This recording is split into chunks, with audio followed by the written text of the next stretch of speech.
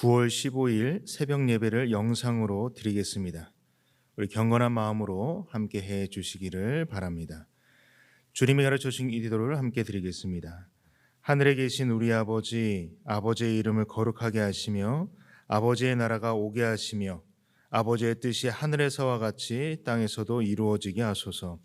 오늘 우리에게 일용할 양식을 주시고 우리가 우리에게 잘못한 사람을 용서하여 준 것 같이 우리 죄를 용서하여 주시고 우리를 시험에 빠지지 않게 하시고 악에서 구하소서. 나라와 권능과 영광이 영원히 아버지의 것입니다. 아멘. 우리 찬송가 543장을 함께 부르시겠습니다.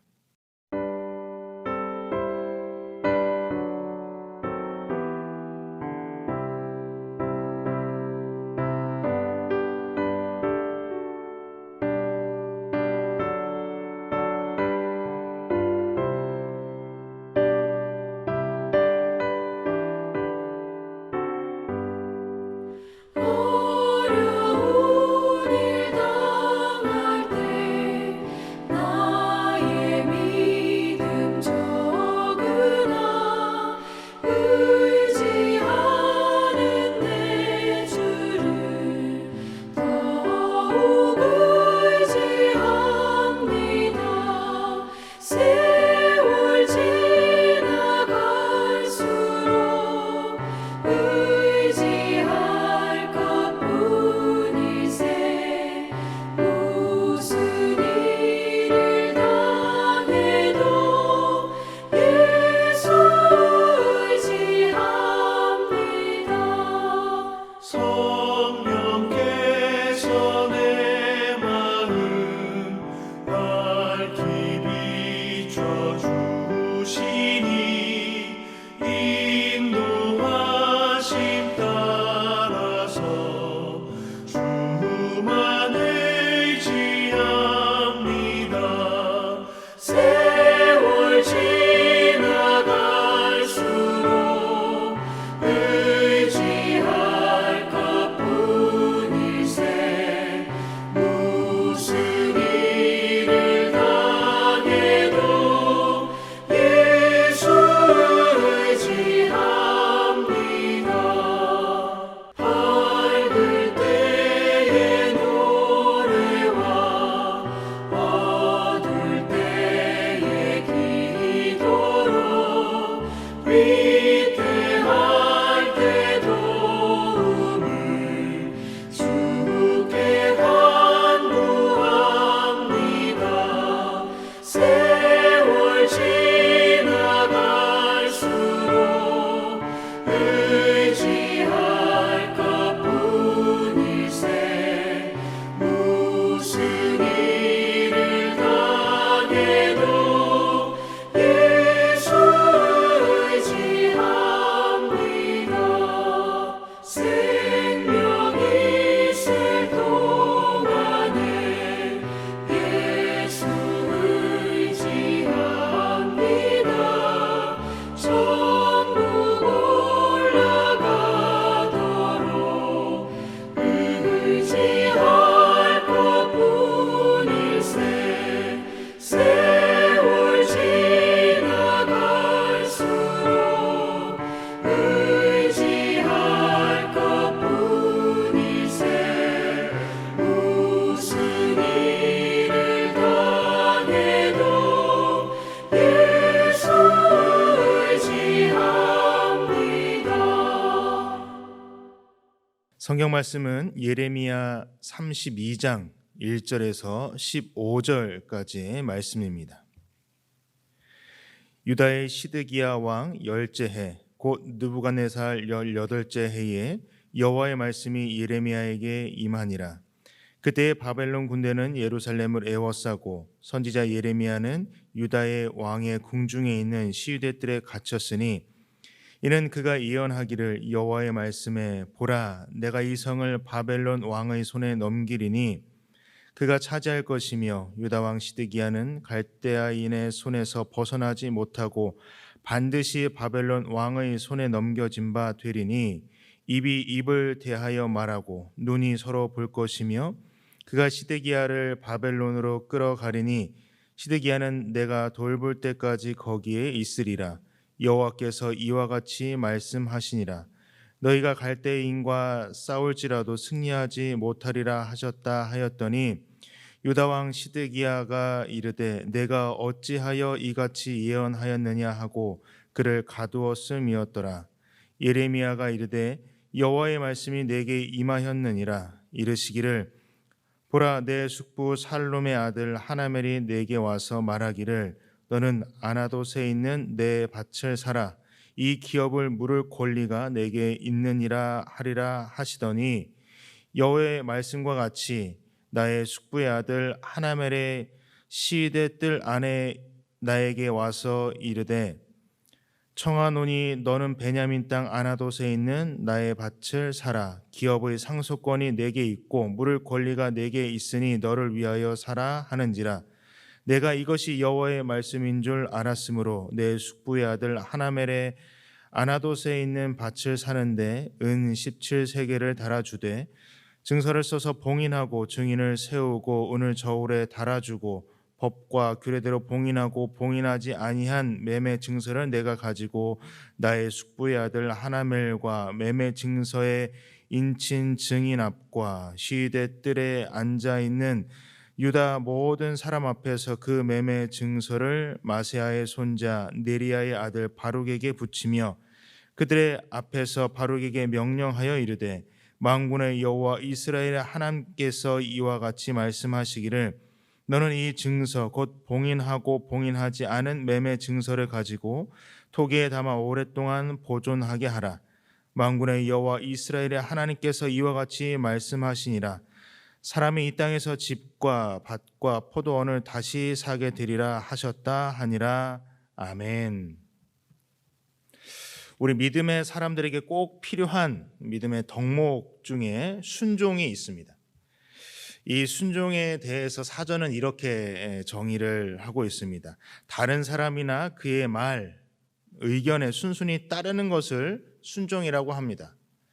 그래서 이것을 조금 더 이제 자세히 살펴봤는데 여기 순순히 따른다라고 할 때 이 순순히는 고분고분하고 온순하다라는 것이라고 합니다. 그러면 이 고분고분한 것은 무엇이냐?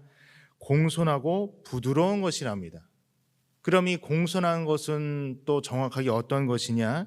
예의가 바르고 겸손한 것을 말한다고 합니다. 그래서 이 순종에 대한 사전적 의미를 다시 한번 정리해서 말씀을 드리면 다른 사람이나 그의 말, 의견에 예의 바르고 겸손하게 또 부드럽게 따르는 것이 순종이라고 할 수 있는 것입니다. 그런데 여러분, 우리가 신앙생활에 있어서 이 순종이라고 하는 말을 누구와의 관계 속에서 많이 사용을 합니까? 성경에서 물론 이 부모님께 순종하라는 말씀도 있지만 무엇보다 하나님의 말씀에 하나님과의 관계 속에서 순종하라는 말씀을 성경에서는 가장 많이 하고 계십니다. 하지만 우리가 모든 상황 속에서 하나님의 말씀에 또 하나님께 순종하는 것이 그렇게 쉽지는 않습니다. 때로는 순종하기 어려울 때도 있다라는 것입니다. 왜 순종하기 어려우냐? 분명 겸손하게 따라야 하는 것, 예의 바르고 겸손하고 부드럽게 따르는 것이 순종이다라고 말씀을 드렸는데 때로는 나의 생각, 나의 판단이 앞서기 때문에 우리가 순종하지 못한다라는 것입니다. 그러니까 상황을 보지 않고 나의 생각과 나의 판단을 다 내려놓고 따라야 하는데 상황을 바라보고 또 그 상황에 따른 나의 생각과 또 나의 판단이 앞서기 때문에 우리가 순종하기 어렵다라는 것입니다. 오늘 예레미야 상황을 보시면 이 여호와의 말씀을 순종하기 어려워 보입니다. 하나님께서 예레미야에게 선포하신 그 말씀도 그렇고 또 여호와께서 예레미야에게 행하도록 하신 그 일도 이 상황에 잘 맞지 않아 보입니다. 예레미야가 도대체 어떠한 상황에 처해져 있기 때문에 그러느냐? 2절에 예레미야의 상황을 이렇게 설명하고 계십니다. 그때 바벨론 군대는 예루살렘을 에워싸고 선지자 예레미야는 유다의 왕의 궁중에 있는 시위대들에 갇혔으니라고 설명을 해주고 계십니다. 그러니까 지금 예레미야는 왕궁에 있는 그 감옥에 갇혀 있습니다. 예레미야가 이 감옥에 갇힌 이유는 무엇이냐면 시드기야 왕, 유다의 왕 시드기야 왕에게 항복하라고 권유를 했습니다. 바벨론에게 항복하라는 권유를 했기 때문에 그렇다라는 거죠.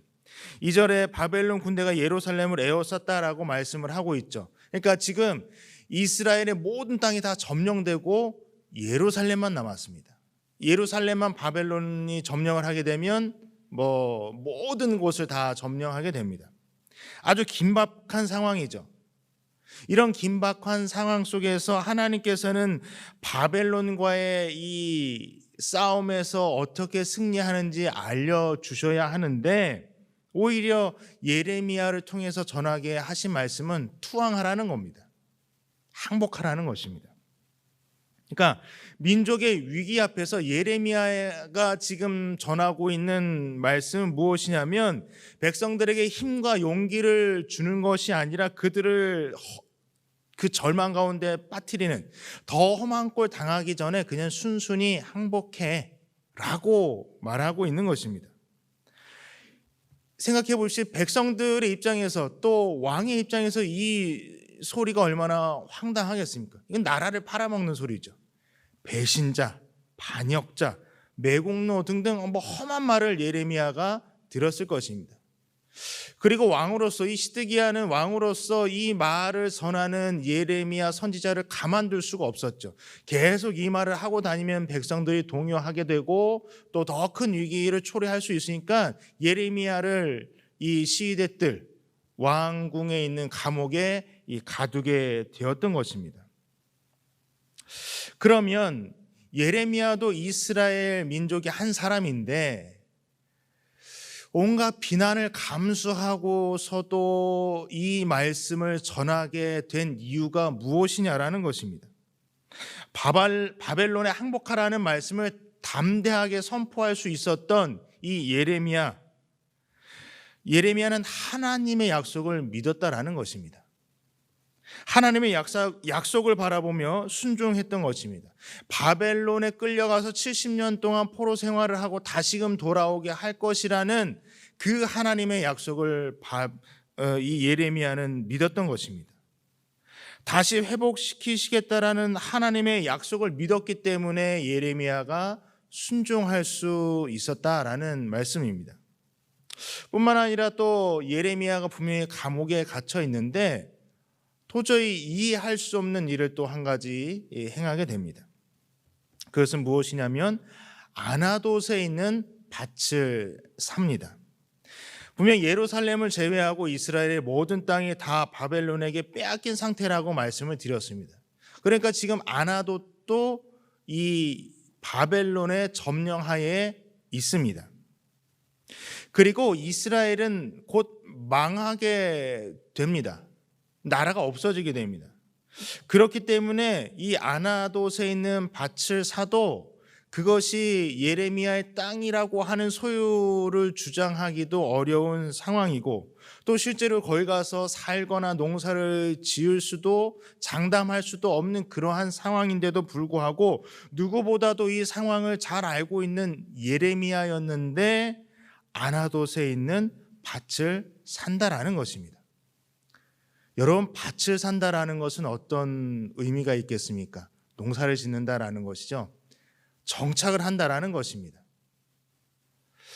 쉽게 말해서 지금 다 무너져 내리고 있는 땅에 정착을 하겠다라고 하는 의지를 예레미야가 보여주고 있는 것이라고 할 수 있는데 이 아무리 아나돗이라고 하는 것이 예레미야의 고향이거든요. 이 자신의 고향이라서 특별하게 생각되기도 하겠지만 그렇다라고 해도 그곳에 있는 밭을 지금 현재 상황에서 산다라고 하는 것은 상식 밖의 일인 것입니다. 그런데 예레미야는 하나님의 말씀이기 때문에 순종하고 있다라는 겁니다. 은인 17세계를 주고 법과 규례에 따라서 절차대로 법대로 밭을 삽니다. 여러분, 이 모습은 예레미야가 하나님의 말씀에 철저하게 순종했다라는 것입니다. 에이 뭐 곧 있으면 망할 건데 뭘 하면서 대충 한 것이 아니라, 사는 척만 한 것이 아니라 실제로 값을 지불하고 매매 증서를 받고 증인들을 세우고 봉인을 하면서 법대로 철저하게 하나님의 말씀을 이루어 갔다라고 하는 것입니다. 왜 예레미야가 이렇게 아나도체에 있는 밭을 살 수 있었느냐? 이 역시 하나님의 약속을 믿었다라는 것입니다. 하나님의 약속을 바라보았기 때문에 하나님의 말씀에 순종할 수 있었던 것입니다. 아니, 더 정확하게 말씀을 드리면 하나님을 신뢰하고 믿었던 것입니다. 여러분, 오늘 이 말씀이 우리가 코로나로 인해서 상상할 수 없는 문제들로 고통받고 있는 우리들에게 소망이 되고 은혜가 되기를 원하는 것은, 지금 예레미야는 나라가 망하는, 민족이 그 어려움에 처하는, 미래를 장담할 수 없는 그런 현실 속에서 그 현실을 바라보는 것이 아니라 오직 하나님만 바라보고 있다라고 하는 것입니다. 제가 이 코로나 상황을 겪으면서 내일을 장담할 수 없는 하루하루를 맞이하게 되면서 제 머릿속에, 마음속에 맴들었던 찬양이 있습니다. 내일 일은 난 몰라요 라는 찬양인데, 가사가 이렇죠. 내일 일은 난 몰라요. 하루하루 살아요. 불행이나 유행함도 내 뜻대로 못해요. 험한 이 길 가고 가도 끝은 없고 고네요.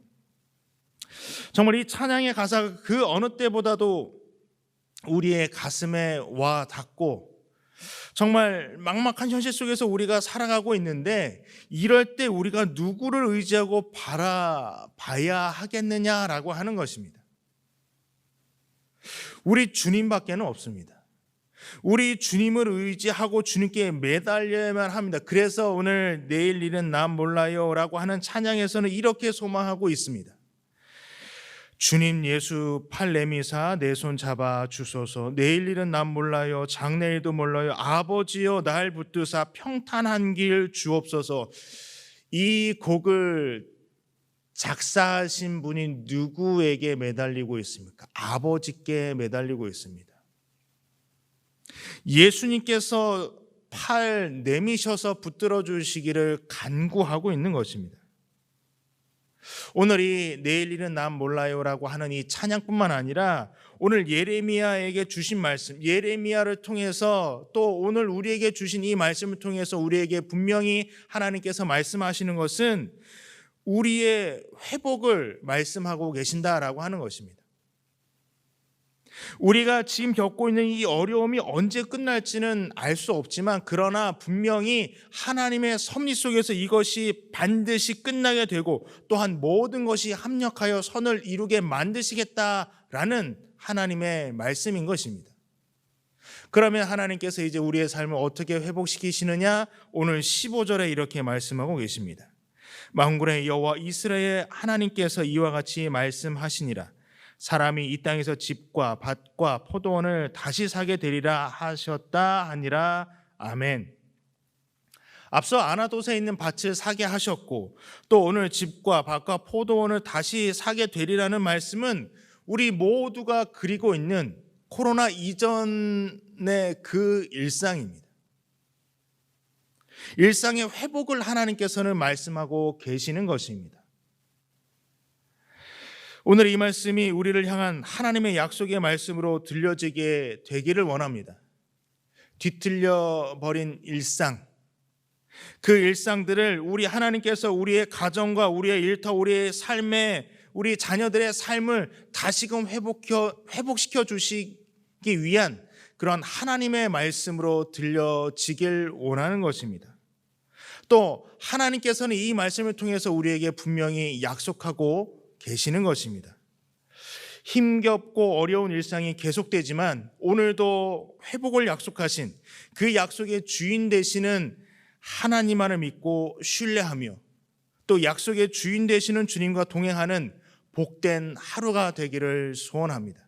그래서 주님과 함께 어려운 하루하루를 살아가고 있지만, 그러나 주님과 함께 함으로 말미암아 복되고 힘있고 또 승리하는 그런 행복한 하루가 될 수 있기를 간절히 소원합니다. 기도하겠습니다. 하나님, 나라와 민족의 어려움과 위기 속에서도 끊임없이 하나님의 말씀이 예레미야에게 임한 것처럼 고통으로 신음하며 힘들어하는 오늘 우리에게도 말씀하여 주시길 원합니다. 하나님의 사랑과 위로의 말씀이 우리에게 들려지게 하시고 또 그 말씀을 붙잡고 살아갈 수 있게 하여 주시옵소서. 무엇보다 무너진 일상에 주께서 다시 생기를 불어넣어 주셔서 회복되게 하시고 다시금 일어설 수 있도록 역사하여 주시옵소서. 내일의 약속과 그 약속의 주인을 바라보며 하루하루 살아가는 우리의 복된 인생 되게 하여 주시옵소서. 예수 그리스도의 이름으로 기도하옵나이다. 아멘. 이제 각자의 처소에서 기도하시되 개인을 위해서뿐만 아니라 코로나19 극복을 위한 번동가족 기도 제목을 갖고 함께 기도해 주시면 감사하겠습니다. 우리 주여 세 번 부르짖고 기도하겠습니다. 주여, 주여, 주여.